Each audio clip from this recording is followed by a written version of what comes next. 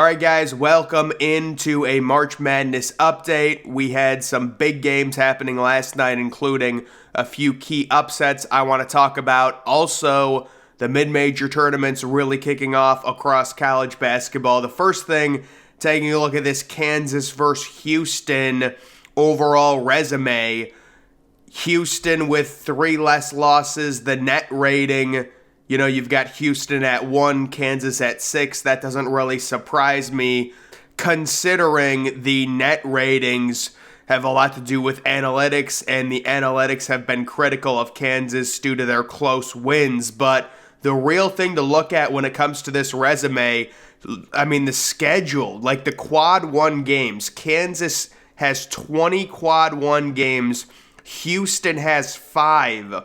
So it is pretty crazy, and like Kansas's worst losses to TCU, so that it seems like they're losing to quality teams. I just thought it was, because I see some people starting to say maybe Kansas could possibly be the number 1 overall seed above Houston and Alabama, and it was interesting to kind of look at that. How about was this even a real score? I saw this on Twitter. I'm guessing at one point this was a real score. You got to feel bad for DePaul, but UConn right now, they've been playing so well. They started off the season amazing. They struggled, and now 26-2 with 11 minutes left. These were all of the games from last night. We're going to go through these. Ohio State beats Maryland. Is Ohio State on the bubble now? People are wondering, but that's a good win for Maryland. They just play terrible on the road. There's really nothing else you can say about that.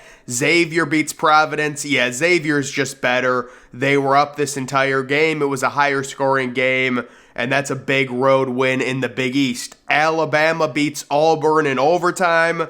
So Alabama losing this entire game. They were down by 15 early in the second half.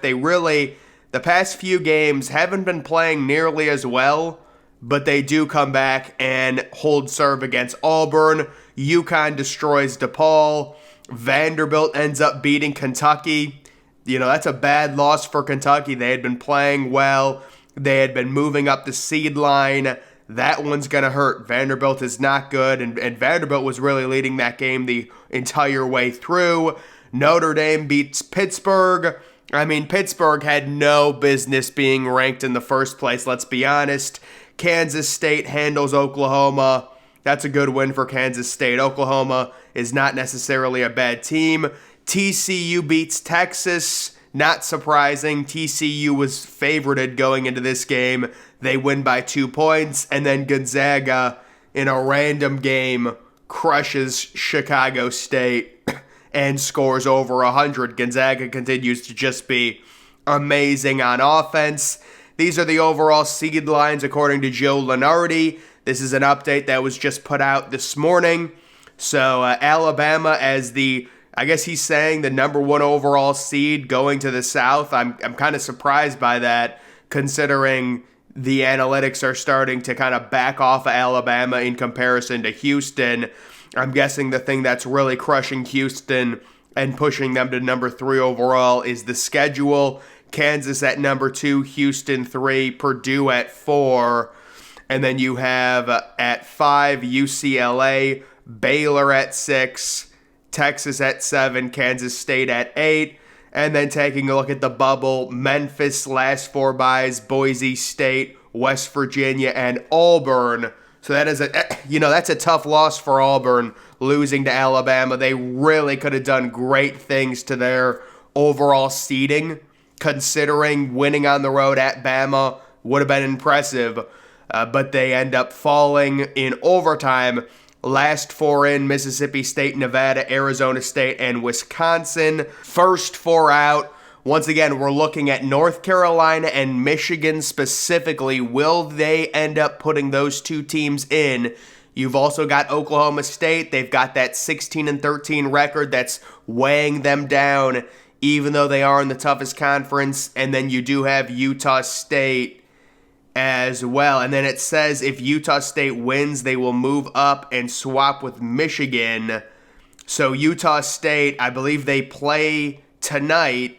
And if they win, they move up in front of Michigan. Next four out, Penn State, Clemson, Charleston, and Texas Tech. So that's a little update on that. And then this is from CBS. This is their top 8 seeds overall. They have Alabama going to the South. They're the number 1 overall seed. Houston goes to the Midwest. Kansas goes to the East region. And then Purdue, they get a number 1 seed, but they are forced to go out west. And it's really coming down to possibly 5 teams for 4 1 seeds, depending on what people think of UCLA. They do kind of have a bad schedule, though, being in the Pac-12. That might weigh them down a little bit. How about Marquette as a 2 seed? Texas still on the 2 line, according to this Bracketology, and then Kansas State as well.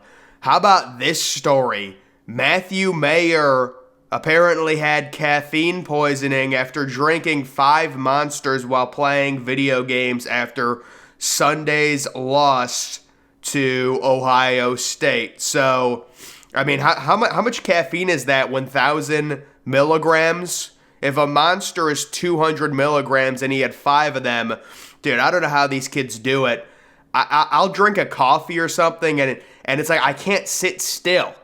Like, I'll have a pre-workout that has a lot of caffeine in it, but I'm up and I'm working out right after, I'm doing cardio, things like that. If I'm drinking a lot of caffeine, like a Monster energy drink, and I'm just sitting down, my body starts shaking, I start feeling really out of it. So I don't know how these kids can do it, but, I mean, what does that even do to you? Do you just start vomiting? Caffeine poisoning. Did he have to have his stomach pumped or something? That's weird. There's a fan in the Buckeyes parents section yelling something about the NIT and firing Chris Holtmann. The parents are complaining to security. This is just, will the Buckeyes make the NIT? I don't think they will. Actually, you know what? It's not even a question. I think Ohio State's 5-14 in the Big Ten, but they have been playing better recently. You've got to respect that they've been playing better. Let's get an updated look at the T rank. So you guys can kind of see overall Houston has I would say like a 1.25 point lead over Alabama. Tennessee still at number 3, so the analytics still love Tennessee. UCLA sitting at 4, Purdue at 5, and then St. Mary's at 6, UConn 7, San Diego State. I can't trust San Diego State at this point. I'm very surprised San Diego State is in front of Arizona and Gonzaga. I just don't see it with their offense. Baylor at 11, and then Kansas, surprisingly enough, all the way down at 12. I think they're just getting... I mean, I would say maybe if you didn't think Kansas was that great, they might be a 6 or a 7. But, like, the idea that they're outside the top 11 is just ridiculous. These are the upcoming games for tonight, and you guys can see... I think these are rated by the overall stars, so the more stars the game has, the better the game. You can see Houston, the number 1 overall team, they're in action. They're expected to beat Wichita State 74-57, it looks like. UCLA facing off against Arizona State, Purdue and Wisconsin, Arizona and USC, that could be the game of the night. That's ranked as a 4-star matchup, and it should be a very, very close game. Illinois takes on Michigan. That is a huge game for both of those teams, especially Michigan. If Michigan wins, they might be put in the tournament. Liberty, they continue their hunt for a automatic bid. I believe that is the semifinal game, or maybe the quarterfinal, one of the two. FAU, favorites over Rice. We'll see if they can win. Washington State and Washington, the Apple Cup in that one. So those are just some games to look out for tonight. And then this is just a composite look at the top 10 overall seeds according to the bracket matrix, with Alabama a consensus number 1, Houston a consensus number 1, Kansas consensus number 1, and then you do have a little discrepancy between Purdue and UCLA, but right now, Purdue is holding serve as that 4th and final number 1. UCLA would be the first number 2 seed. Texas still on the 2 line, Baylor and Arizona with Kansas State knocking on the door, and Marquette sitting as a 3 seed.